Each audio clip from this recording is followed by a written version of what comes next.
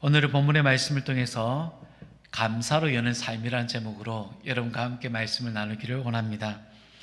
오늘은 수학을 끝내고 한 해 동안 베풀어 주신 하나님의 은혜에 감사드리는 추수감사 주일입니다. 오늘 이 절기를 우리가 기억하기 위해서라면 이 절기가 언제부터 이루어졌는지를 살펴볼 수 있어야 합니다. 영국의 국교 성공회로부터 핍박받던 신교도인들로 교리 중심, 청빈 사상 등으로 잘 알려진 청교도들에 의해서 시작이 되었습니다. 청교도인들은 영국에서 종교적으로 핍박받던 중에 네덜란드로 이주하게 되었습니다. 그런데 그곳에서 안전을 보장받지 못하여서 메이플라워호라는 배를 타고 1620년에 미국으로 이주하게 되었습니다. 큰 배가 아니다 보니까 미국으로 오기까지 배에서 죽은 사람들이 꽤 있었다라고 전해져 오고 있습니다. 그들이 이주한 도시는 미국 보스턴에서 남쪽으로 1시간 거리에 있는 플리머스라는 작은 바닷가 마을이었습니다. 낯선 땅이다 보니 정착하는 과정에서도 많은 사람들이 사망에 이르게 되었습니다. 어렵게 찾은 이 땅에서 새터를 잡고 살아간다는 것은 그리 쉬운 일은 아니었습니다. 그러던 그들에게 원주민으로부터 곡식 재배법을 배우면서 안정적인 정착이 이루어졌습니다. 다음 해에 1621년에 그림에서 보는 것처럼 자신들에게 곡식을 수확하게 해주신 하나님의 은혜에 감사하는 날이 오늘날 추수감사절이 되었고, 한국에서는 1904년에 처음으로 지켜져 왔습니다. 이처럼 청교도들의 입장에서는 추수감사절은 가장 뜻깊은 절기입니다. 정착하기까지 수많은 어려움과 고초를 겪었던 그들에게 낯선 땅에서 얻은 결실과 수확은 이루 말할 수 없는 하나님의 은혜였고 감격 그 자체였습니다. 국내의 교회들이 추수감사주의를 지키는 날짜가 10월에 지키기도 하고 11월에 제각각 지켜지는 것이 다릅니다. 문제될 것은 전혀 없습니다. 추수의 감사의 의미를 더하여서 전도 축제의 영원 결실을 통하여 하나님께 영광 돌리기 위해서 교회마다 다르게 지켜지는 경우가 있습니다. 오늘 우리가 지키는 이 추수감사주의를 통해 하나님께서 우리에게 베푸신 은혜를 발견하고 감사로 열어가는 우리의 삶이 되시기를 주님의 이름으로 축복합니다. 아멘. 정광 작가가 쓴 평생 감사에서 발췌한 이야기입니다. 오래전에 두 마을이 이웃해서 살고 있었습니다. 한 마을은 감사촌이고 한 마을은 불평촌이었습니다. 불평촌 사람들은 봄부터 겨울까지 무엇에든지 불평과 불만을 쉬지 않았습니다. 봄에는 황사 때문에 먼지가 많다고 불평했고, 여름에는 너무 덥고 모기가 많다고 불평을 했고, 가을에는 나뭇 잎사귀가 많이 떨어진다고 불평했고, 겨울에는 눈이 많이 오고 춥다고 불평했습니다. 무슨 좋은 일이 생겨도 혹시 잘못되지는 않을까 의심과 염려로 감사하지 못했고, 언제나 불평 속에서 인생을 살았습니다. 그러나 감사촌에 사는 사람들은 정반대로 어떠한 일에도 감사했습니다.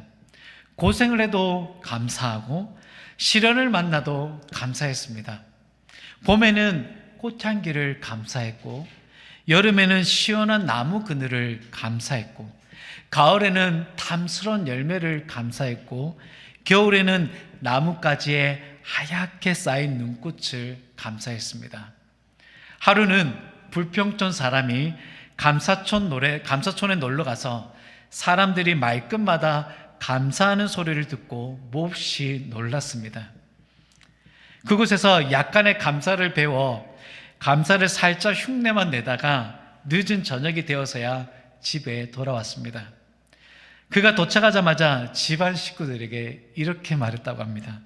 에이, 감사촌에 갔다가 얻어먹은 것도 없이 괜히 감사만 실컷하고 왔네.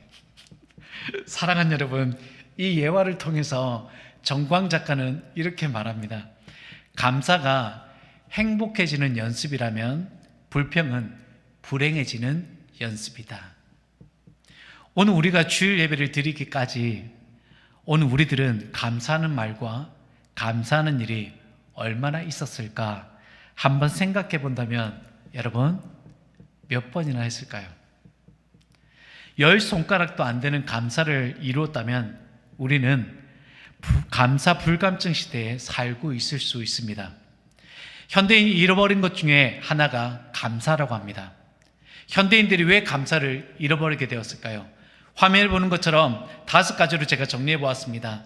상대와 비교하여 내게 없는 것만 보기 때문에, 기대가 너무 높기 때문에, 미래에 대한 불안과 과거의 후회에 매여 있기 때문에, 자신의 가치를 저평가하여 무가치한 사람으로 여기기 때문에, 급격한 변화로 인해 따라가지 못하는 어려움 때문이라는 이유에서 감사를 잃어버리게 되었다라고 말합니다. 위의 이유들을 여러분 보게 되면 감사를 잃게 되는 원인은 지나친 자기 중심적 사고에 갇혀 있다라는 것입니다. 한 가정에서 차가 없었던 시대가 있었습니다. 먹을 것이 그렇게 많지 않았던 시대를 지나 지금은 각 가정마다 차 한 대씩은 다 있고 먹을 것 때문에 걱정하는 사람들은 없습니다. 다만 차가 좁다고 불평을 하고 살이 너무 쪄서 걱정을 하며 심지어는 살찔까 봐 먹지 못한다는 시대를 우리는 지금 살아가고 있습니다. 저마다 감사가 없을 수밖에 없는 다양한 이유도 있습니다. 개인적인 경험으로는 진학과 취업에 실패하여 가족 또는 친구 관계에서 오는 상처에서 세상을 부정적으로 볼 수밖에 없다라는 것, 사회적 환경으로는 다른 사람과 자신을 비교하면서 상대적인 박탈감을 느껴 감사할 수 없다라는 것, 심리적인 상태로는 현실과 이상의 차이가 크게 느껴져 현재 가지고 있는 것에 만족하지 못하고 불만족의 감정이 커졌다라는 것입니다. 그렇다면 사랑하는 여러분, 우리가 감사해야 하는 이유는 없는 것일까요? 감사의 이유를 찾자면 앞서 말씀드린 것처럼 개인적 경험과 사회적 환경과 심리적 상태가 좋아지면 감사의 이유가 될 수 있겠지만 그런 이유에서 찾는다면 우리는 감사를 평생 회복하지 못할 수도 있습니다. 시편 저자는 오늘 우리에게 감사의 이유를 5절 말씀을 통해서 말씀해 주고 있습니다. 함께 읽도록 하겠습니다. 여호와는 선하시니 그의 인자심이 아멘. 우리가 감사해야 할 이유는 우리 삶의 질을 향상시킬 뿐 아니라 주변에도 긍정적인 영향을 미치는 강력한 힘을 가지고 있기 때문입니다. 5절 말씀은 이 감사를 이루게 하는 강력한 힘이 바로 하나님이심을 말해주고 있습니다.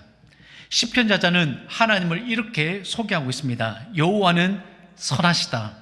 여호와는 인자하심이 영원하시다. 여호와는 그의 성실하심이 대대에 이른다라고 말씀하고 있습니다. 여기서 하나님은 선하신 분이십니다. 선하다라는 히브리어 토브는 성경 여러 곳에서 좋게 여겨 모든 선을, 또한 아름다운, 좋은 것, 그리고 즐거운, 번영등이라는 다양한 표현으로 사용되고 있습니다. 우리가 잘 알고 있는 표현으로는 하나님께서 천지 창조를 하셨을 때 보시기에 좋았다라는 것이 바로 히브리어 토브입니다. 하나님께서 이외에 다른 피조물들을 지으셨을 때도 하나님은 보시기에 좋았다라고 말씀하셨습니다. 하나님의 선하심은 그분이 하시는 모든 일에 존경과 존중을 받을 만한 것입니다. 또한 하나님의 선하심은 우리에게 항상 좋은 것으로 채워주신 분이십니다. 믿으십니까? 아멘. 그런데 왜 나의 인생은 뜻대로 풀리지 않고 좋은 것보다 나쁜 것이 많다 생각되어 활력이 없는 우울한 삶을 살아가고 있는 것일까요? 하나님께서 보시기에 좋게 만드셨던 에덴 동산을 한 번 더 떠올려 보셨으면 좋겠습니다. 그 안에서 좋은 것을 누리며 생활하던 아담과 하와를 보십시오. 얼굴에 근심 걱정 없이 살아가는 것처럼 행복한 일상을 보내는 아담과 하와가 그려지십니까? 그런데 아담과 하와는 하나님께서 에덴 동산에서 먹지 말라고 한 선악과에만 눈독을 들이고 다른 것보다는 왜 하나님께서 이것을 먹지 못하게 하는 것일까라는 생각 속에 근심 가운데 지내지 않았을까라는 생각들을 한번 해봅니다. 왜냐하면 뱀의 유혹에 대해서 단호하게 물리치지 않고 어설픈 대답으로 나도 왜 하나님께서 저것을 먹지 못하게 하는지 궁금하다라는 듯이 대답했기 때문입니다.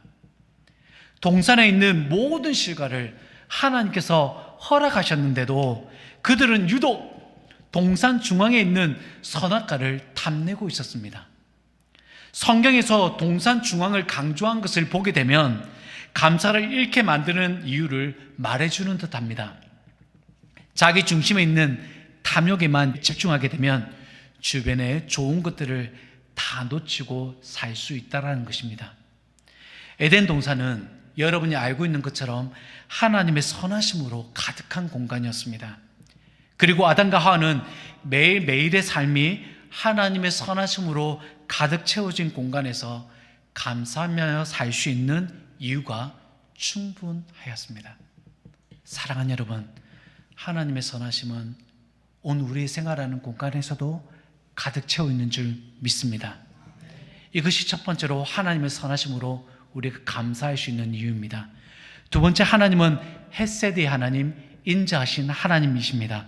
이 단어의 뜻을 비추어 볼 때 하나님의 한결같은 사랑을 표현할 때 사용되어집니다. 우리가 한 달 전에 야곱에게 비추이신 헤세드의 하나님을 우리가 말씀을 나눴습니다. 형과 아버지를 속였던 야곱, 부모를 떠나 가야 할 목적지는 분명했지만 외삼촌 라반을 찾아가는 것은 모래사장에서 바늘을 찾는 것과 같은 위험한 여정이었습니다. 그러한 야곱에게 하나님께서는 자신이 조상들에게 약속하신 것을 야곱에게 충실하게 지키셨고 심지어는 그에게 복을 주시는 분이셨습니다. 그게 바로 하나님의 헤세드 인자하심입니다. 저와 여러분이 하나님의 인자하심을 받을 자격은 충분하지 않습니다. 하지만 하나님께서 약속하신 것 때문에 그 약속은 지금도 유효하며 충실하게 하나님은 이루어가고 계시는 것입니다. 세 번째로, 하나님은 성실하신 분이십니다. 여기서 성실한 히브리어 에무나는 하나님은 변함없이 믿을 수 있는 분으로 우리의 삶 속에서 항상 신실하게 함께 하신다는 뜻을 가지고 있습니다. 하나님께서 아브라함에게 아들 이삭을 약속하셨죠. 그런데 25년이 지나도록 이루어지지 않았습니다. 여러분 생각해 보십시오. 인간의 약속은 시간이 경과됨에 따라 그 약속은 점점 희미해져 가고 잊혀져 갑니다. 그런데 하나님의 성실하심은 오랜 시간이 지난다 하더라도 그 약속은 이루어질 때까지 효력이 있고 하나님 그 약속을 반드시 이루신다는 것입니다. 이것이 에무나, 성실한 하나님이십니다. 하나님의 이 성실하심은 아브라함의 믿음을 더 큰 믿음으로 성장시키셨고 그를 믿음의 조상으로 여러분 세워주셨습니다. 그리고 지금까지도 아브라함의 복이 자손되도록 우리에게까지 흘러넘치도록 지금도 성실하심으로 역사하고 계십니다. 이렇게 시편자자는 하나님 한 분만으로도 우리의 삶이 감사로 충만하게 되는 것을 강력하게 어필하며 3절에서 이렇게 말씀하고 있습니다. 여러분 3절 말씀 함께 읽겠습니다. 시작. 여호와가 우리 하나님이신 줄 너희는 알지어다.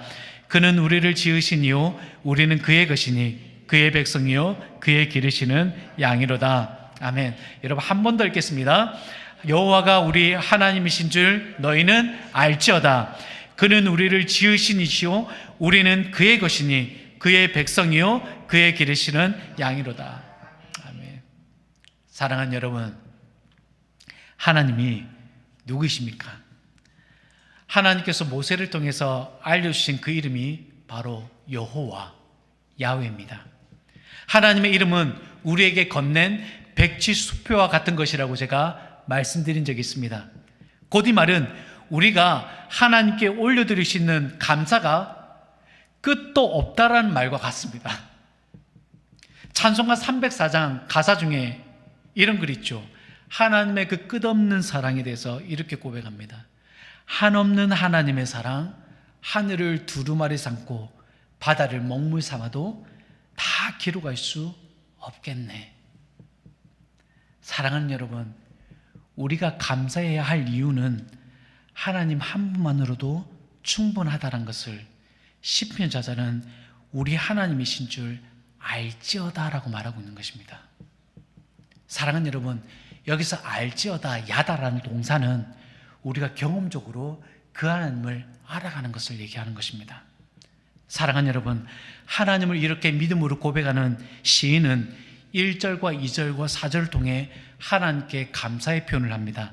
여러분, 이 세 구절 말씀 한 목소리로 함께 읽겠습니다. 온 땅이여 여호와께 즐거운 찬송을 부를지어다. 기쁨으로 여호와를 섬기며 노래하면서 그의 앞에 나아갈지어다. 감사함으로 그의 문에 들어가며 찬송함으로 그의 궁정에 들어가서 그에게 감사하며 그의 이름을 송축할지어다. 아멘. 사랑하는 여러분, 어떻게 시편 저자는 온 땅에 거하는 모든 사람들이 하나님께 감사로 즐거운 찬송을 부를 것이라고 고백할 수 있었을까? 기쁨으로 하나님을 섬기고 노래하면서 어떻게 하나님께 나아갈 수 있었을까? 감사함으로 성전문에 들어가면서 기쁨 가득한 모습으로 그 성전 안에서 예배할 수 있었을까? 오늘 시편이 여러분이라고 한다면 바꾸어서 여러분, 오늘 여러분은 하나님께 감사로 충만한 찬송을 부를 수 있습니까? 기쁨으로 하나님을 섬기고 있습니까? 또 그것을 노래하면서 하나님께 나아가고 있습니까? 감사함으로 이곳에 드나들 때 여러분 마음속에 기쁨이 가득하여 하나님께 예배하였습니까? 라는 거예요. 시인의 고백을 보게 되면 하나님께 나가는 그의 삶이 감사의 표현으로 너무나 충만해 보입니다. 우리는 하나님 앞에 나올 때 어떻습니까? 우리 교회는 다른 교회가 다르게 좀 다른 것이 느껴지는 게 있습니다. 함께 예배를 드리면서 한 가정에 나오는 것을 보면서 굉장히 마음속에 흐뭇해하면서 함께 기뻐하고 예배합니다. 집으로 돌아갈 때도 함께 예배한 성도님들을 기억하면서 감사의 고백을 나누는 것이 오늘 우리의 공동체입니다. 그래서 저는 우리 교회가 걱정이 되지 않습니다. 왜냐하면 이런 감사로 가득한 우리 교회가 저는 앞으로 더 충만하게 이루게 될 줄 저는 믿습니다. 하지만 일부 교회에서는 해결되지 않는 문제로 얼굴에 근심이 가득한 사람이 있고 예배를 드리는 사람들이 많이 있지만 감사하지 못하고 습관처럼 예배하는 사람들이 있습니다. 교회 안에 여러 불만을 품고 수심이 가득한 채 목회자를 바라보며 예배하는 사람들이 있습니다. 분명 우리가 믿고 있는 하나님 한 분만으로 감사의 표현이 가득해야 하는데 불평과 불만한 상황들만 보이고 상대를 향한 원망스러운 모습만 보이게 됩니다. 앞서 말했던 하나님의 선하심과 인자하심과 성실하심은 어디론가 다 사라져버린 것 같습니다. 무엇이 잘못된 것일까요? 감사의 마음이 인간의 사고방식과 행동에 긍정적인 변화를 가져온다는 연구 결과가 있습니다. 2017년도에 초등학교 고학년을 대상으로 3개월간 감사하는 생활을 하도록 하고 담임 선생님을 통하여 점검하도록 하였습니다. 감사의 생활을 3개월간 시행하였을 때 정서적, 학업적 개선에 긍정적인 영향을 미쳤고 뇌의 신경망에도 변화를 가져왔다는 결과가 나왔습니다. 감사 호르몬인 옥시토신이라는 호르몬이 분비되어서 아이들의 뇌를 긍정적으로 변화시켰고 학습 분위기는 좋아졌고 심지어 싸움도 잦아졌다고 하였습니다.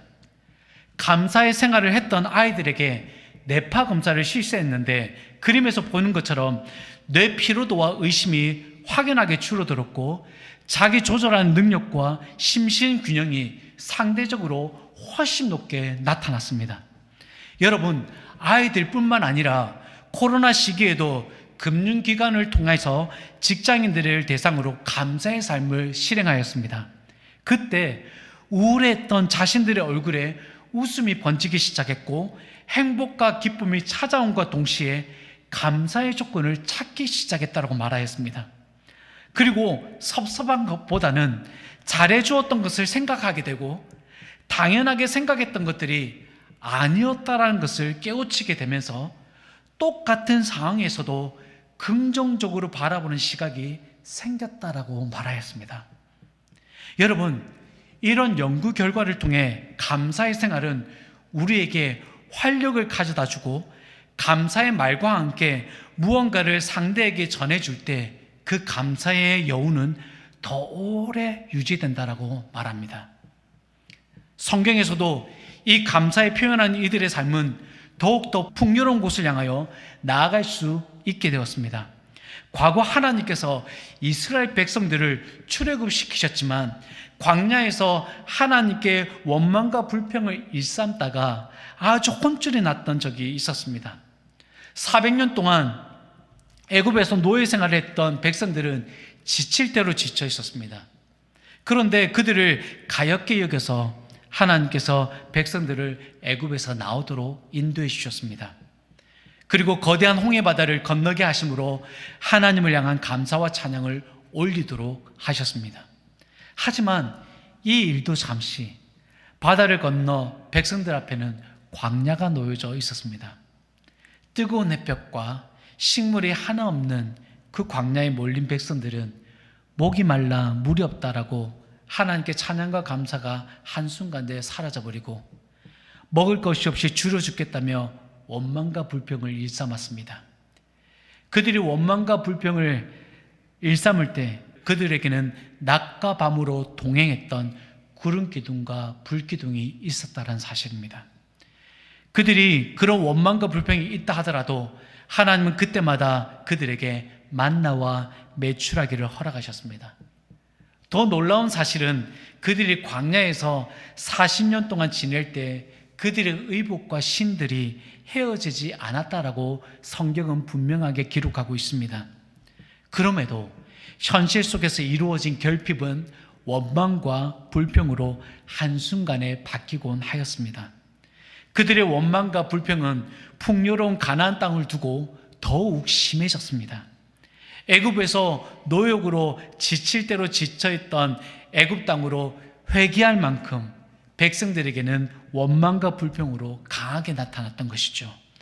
눈에 보이는 상황들을 통해 백성들이 내뱉은 원망과 불평은 이후에 자신들이 누릴 수 있는 꿈 같은 상황들을 보지도 만나지도 못하도록 만들어졌습니다. 원망하고 불평하는 그 상황 속에서 백성들은 자신들의 초라해 보이는 모습에만 집중하게 되었고 구원해달라고 애원했던 애굽의 종된 생활들로 돌아가려고 하였습니다. 사랑하는 여러분, 감사를 잃은 공간은 다른 것으로 채워질 수밖에 없습니다. 그것은 원망과 불평입니다.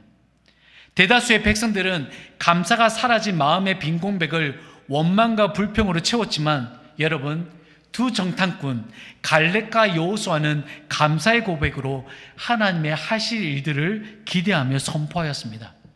우리를 이끌어내신 하나님께서 이 풍요로운 땅 가나안 땅을 우리에게 취하게 하실 것이다라는 것입니다.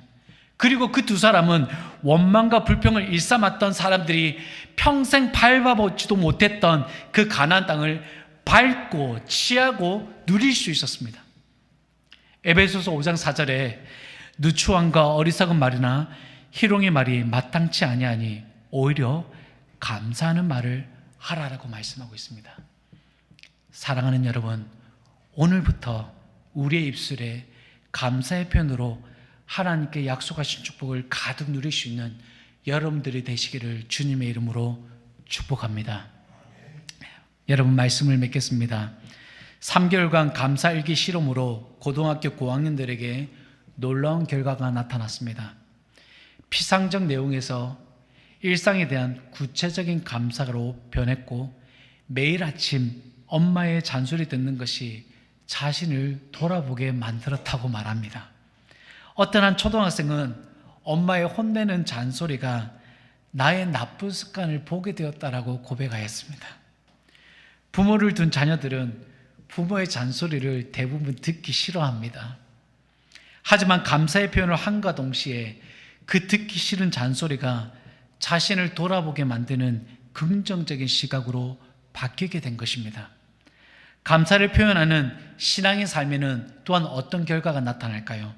내가 누릴 수 없는 것을 누릴 수 있다라는 상상으로 바뀌어지고, 우리의 삶에 나타나는 부정적인 상황들을 긍정적인 상황들로 바라보게 하고, 어려운 상황 속에서도 희망을 잃지 않게 되는 것입니다. 그리고 나의 내면에는 평안과 기쁨으로 가득해집니다. 여러분, 어제 저는 아내 피부에 두드러기 같은 피부 병변과 함께 통증이 동반되어서 병원을 찾게 되었습니다. 마음속으로는 습진이나 두드러기 증상으로 하는 바람이 있었지만 대상포진이라는 진단을 받게 되었습니다. 순간 내일 추수감사주일인데 왜 우리 가정에 이런 일이 생긴 것일까? 라는 것이 한순간에 들었지만 이내 생각이 바뀌었습니다. 아내가 아픈 상황이지만 이를 통해 현재 우리 가정의 생활 패턴이 아내뿐 아니라 우리 가족 모두에게 몸에 부담을 주는 환경이었다는 것을 알게 되었습니다. 그리고 아내와 함께 서로가 어떻게 우리 삶의 패턴을 조정할 수 있는지 함께 나누게 되었고, 아내의 몸을 혹사시키는 상황들을 돌아보게 되면서 가족들이 서로 도울 수 있는 것이 무엇인지 서로 생각했습니다. 그리고 도움을 요청할 때 심지어 아이들까지도 즉각적으로 도움을 주는 행동으로 이어졌습니다. 사랑하는 여러분, 감사의 표현은 우리에게 더 큰 감사의 제목을 얻게 합니다.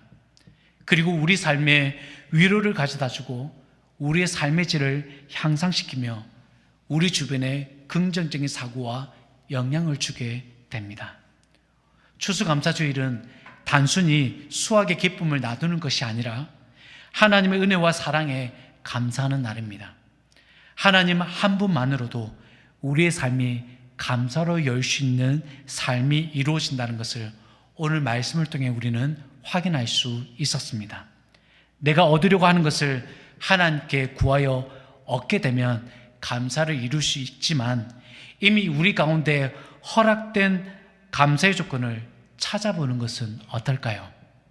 감사는 찾을 때 더 늘어난다는 사실을 우리 모두가 꼭 기억하고, 우리 모두가 하나님께 나아가 감사의 마음으로 예배하고 하나님께 주신 모든 것에 감사하는 시각을 가지며 감사의 마음으로 여러분의 가족과 주변의 이웃들에게 감사를 나누는 그런 복된 삶이 우리 가운데 이루어지기를 주님의 이름으로 축원합니다.